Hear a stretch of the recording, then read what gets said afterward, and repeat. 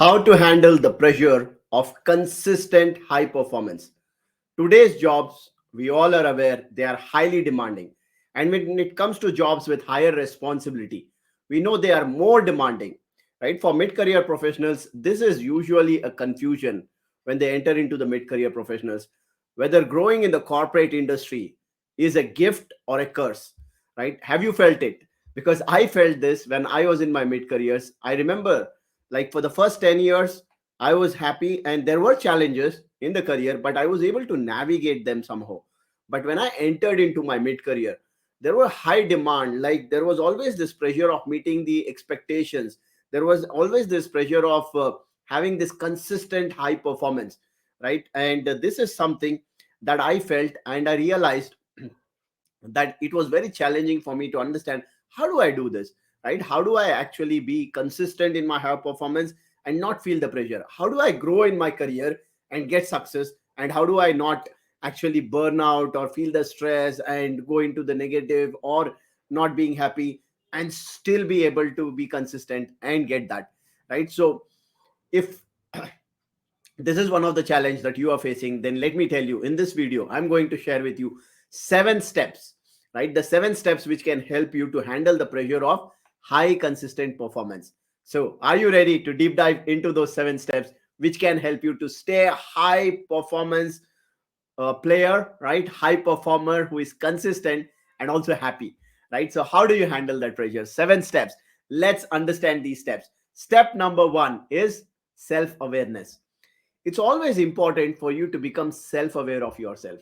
Like, what are your strengths, what are your weaknesses, and what are your boundaries? You need to understand these, right? And you also need to understand one of the most crucial part: what are you passionate about? What do you love doing? Because see, you feel the pressure when you are doing something that you don't love, right? So identify what is your passion, like what do you love doing, and what are the things that you don't really enjoy doing. It's important for you to identify this, and also recognize when are you best at your work, right? Or when do you need a break, because it's important for you to understand this as well. Because self awareness, when you become aware of yourself, your feelings, your thoughts, right, everything about you, that will lay the foundation for you to actually navigate this, right? And then let's enter into step number 2. What is step number 2? Step number 2 is build mental toughness. Now, a lot of people, right, when we talk about, they don't really look at this part at all. Especially when I was in IT industry, I realized a big challenge is people are just working on skills, but they are not understanding skills alone cannot help, right? What if there are challenges? What if there are problems? What if there is pressure? How do you handle that? By building what? Mental toughness. Developing that mental resilience is crucial. Because think of this, right? Whenever you are going through that tough times, challenging times, and when your bosses are giving you feedback, or you're constantly having that pressure, what will help you? Is that the skill or the mental toughness? It's the mental toughness, right? You need to be developing that mental toughness where you can segregate, because when you are mentally tough, you will be able to stay calm and confident, right, and composed in handling any situation. Otherwise, what will happen is, if you are not mentally tough, you will break down, right, and you will feel like giving up, right? That happens not because you don't have skills, it happens because you have not developed that mental toughness. And think of it, when a boss is or somebody is giving you feedback, at times we relate it later, oh, that feedback was specific to my task or my activities or my project, but I took it personally, right? So if you have to, like, segregate between the message and the messenger, right, you need to be cool and calm and composed. And for that, you need to work on your mental toughness, right? Instead of like being like reactive, right, instead of reacting to situation, how do you actually be calm, composed, and how do you handle the situation, right? There are also like techniques that can help you in terms of building mental toughness. Some of them might be reading some good books, right, listening to some great videos. And also there are activities like gratitude, right, being mindful and doing certain meditation, deep breathing exercises.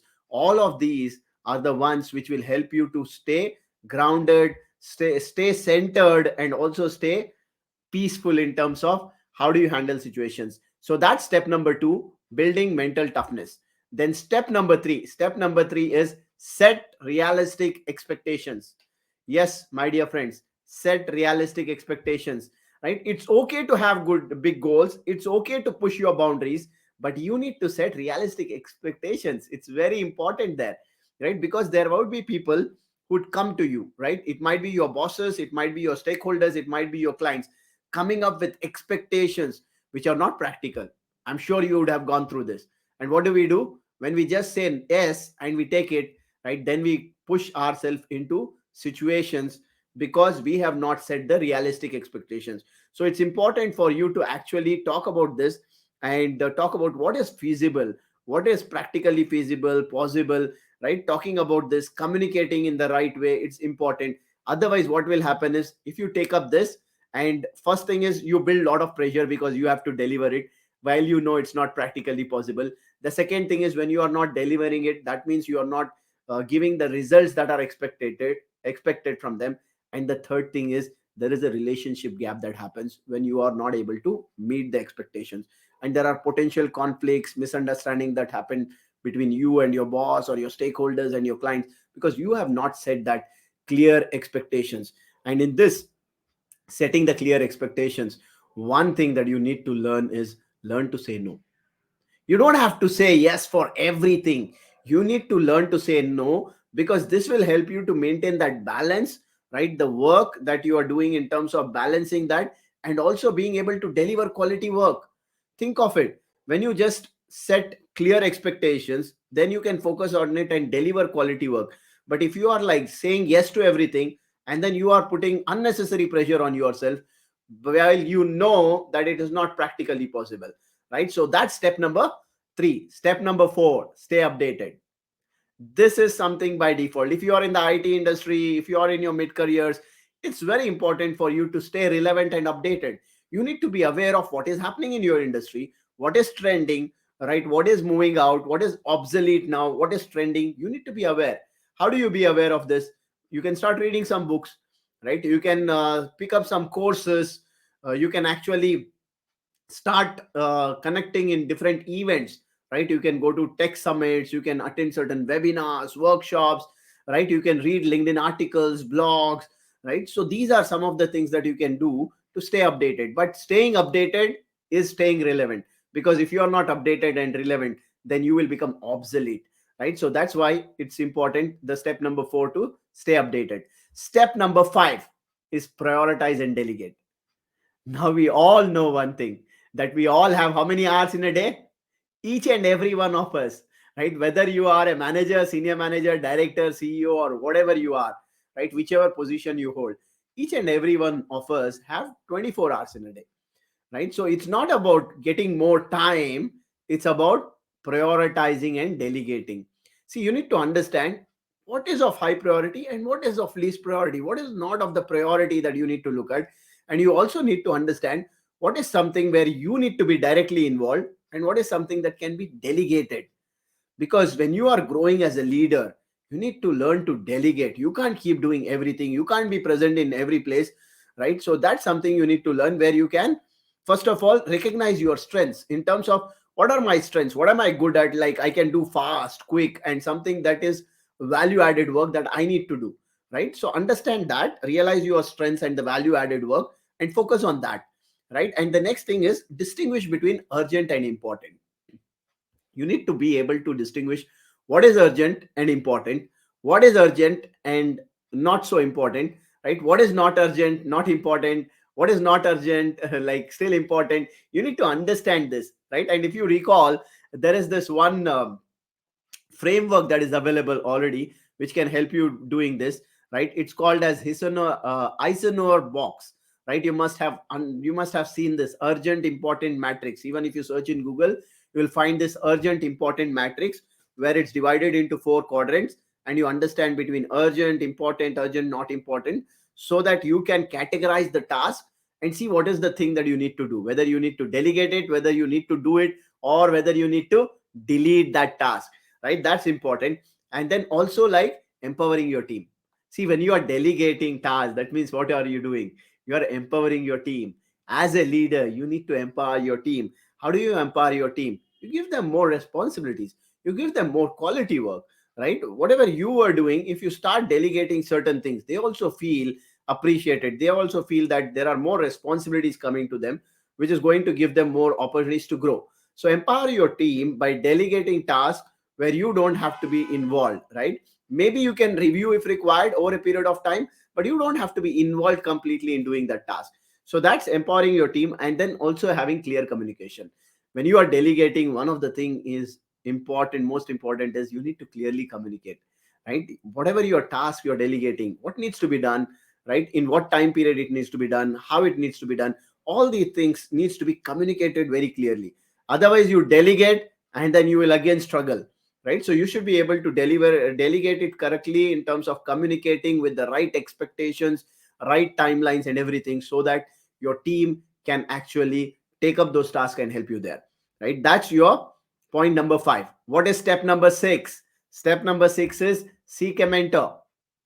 Now you know it, right? If you are going through challenges, or if you are not able to do things, it is because your knowledge is limited, your experience is limited. Think of this: everyone in this world who is successful has a coach or a mentor.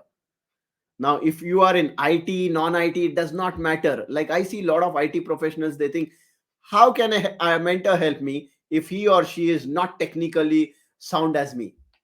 Remember this, right? Your mentor doesn't have to be like technically sound like you, in terms of, like, if you are working on certain technology like cloud, he or she doesn't have to be like technically sound on that. Like, if you are looking for that, that means you are looking for a specific coach on that subject. He's not a mentor. He or she is not a mentor.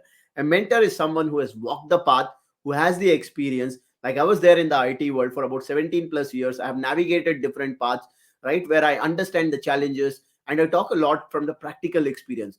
So find a mentor, seek a mentor who can actually guide you, because the advice that you get is invaluable.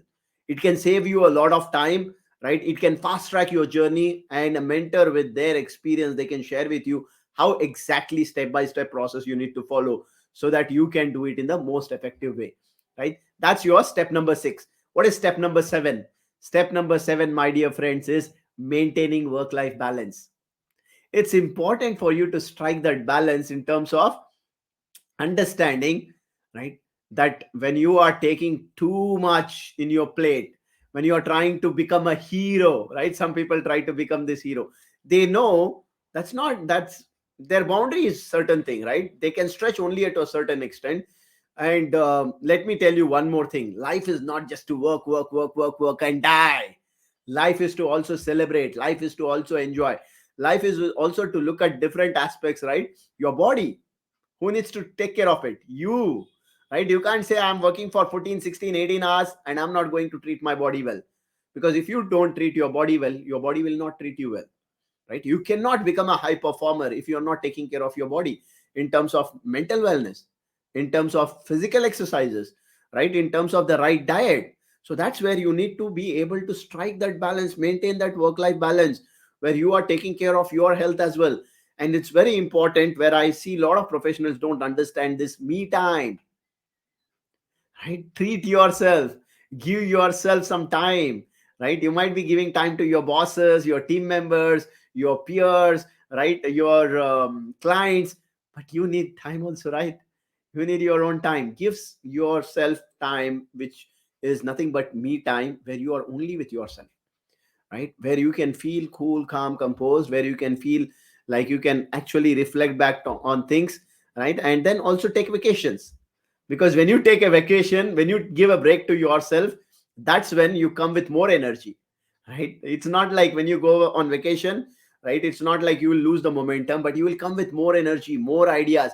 So that's why it's important for you to maintain that work life balance, where you are prioritizing even your self care, not only prioritizing work, work, work, right? Because as I said, work, work, work, work and die. That's not why you are born, right? Work, celebrate, enjoy, right? And of course, one more thing that you need to understand when you are looking at maintain work life balance is, you might have big goals in your life, right? You might have projects which are like for 3 years, 4 years, 1 year, whatever duration, right? Don't just get stuck with the big goal, or the big project, or the designation that you are aiming, like a CTO or a CEO or whatever, right? Look at celebrating milestones, This has been the key for me to become successful, and I've shared this formula with many other people, which is something that helps them is celebrate milestones. Do not keep looking and waiting for that end result to happen, for that you becoming that CTO. You will eventually reach there. Do not wait for that big goal to happen. Do not wait for that the big project to happen. Celebrate milestones now, just like in your project you have milestones. In your life also, these are the milestones. If you are able to make some progress, celebrate that, right? Enjoy, be happy, treat yourself in certain ways, because when you celebrate your milestones, what is happening, you are giving that message to your brain that wow, right, I'm good, I'm happy. Because when you are more happier, when you are more in celebration and appreciation mode, you are more motivated to do more things, right? So it's important for you to celebrate those milestones. So if I have to summarize all of these for you, right, how do you actually look at the 7 steps to handle the pressure of consistent high performance? Step number 1, self awareness. Step number 2 is build mental toughness. Step number 3 is set realistic expectations. Step number 4 is stay updated. Step number 5, prioritize and delegate. Step number 6 is seek a mentor. Step number 7 is maintain work life balance. Now I want to conclude by saying that navigating the pressure of professional life requires a holistic approach, right? Where you are blending self awareness with continuous growth and work life balance. By integrating these 7 key steps, which I call it as SBS, SPSM, all the 7 steps we spoke, professionals like you, mid career professionals especially, can maintain peak performance and also have a great life, right? You can build your dream career and build dream life.